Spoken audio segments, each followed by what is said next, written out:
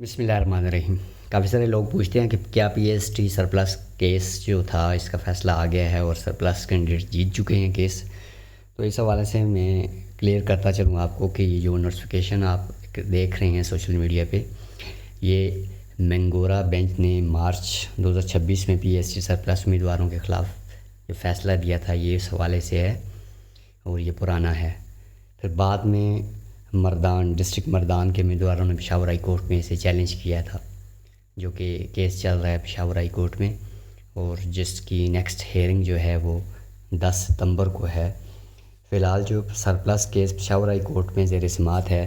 ابھی تک اس حوالے سے کوئی حتمی فیصلہ سامنے نہیں آیا۔ یہ جو آپ دیکھ رہے ہیں سوشل میڈیا، خاص کر کے واٹس ایپ گروپ اور فیس بک پہ، یہ ایک جو ڈیسیژن آپ دیکھ رہے ہیں یہ مینگورا بینچ کا ہے، جو پہلے دیا گیا تھا، پھر اسی کو چیلنج کیا گیا تھا۔ پی ایس ٹی کینڈیڈیٹس جو مردان سے تعلق رکھتے ہیں انہوں نے پشاور ہائی کورٹ میں اسے چیلنج کیا تھا۔ تو فی الحال اس کی کنڈیشن یہ ہے، جو سرپلس کیس ہے وہ پشاور ہائی کورٹ میں زیر سماعت ہے، اور 10 ستمبر کو جو ہے اس کی کوئی امید یہی ہے کہ کوئی متوقع فیصلہ آ جائے، اور اس حوالے سے پھر نیکسٹ جو ہے وہ کلیئر ہو جائے گا کہ تعیناتی کس حساب سے ہوگی فیس 2 30 to 49 جو کینڈیڈیٹس ہیں۔ اور دوسرا آپ جانتے ہیں کہ آج کل موسم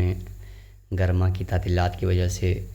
پشاور ہائی کورٹ میں یہ جو کیس ہے یہ التوا کا شکار ہے، اور 10 ستمبر کو اس کی ایگزیکٹ ڈیٹ ہے، اور امید یہی کی جا رہی ہے اور متوقع یہی ہے کہ اس میں کوئی بہتر جو ہے وہ ڈیسیژن آ جائے اور یہ کیس ڈسمس ہو جائے، کیونکہ ایک طویل انتظار ہے جو کہ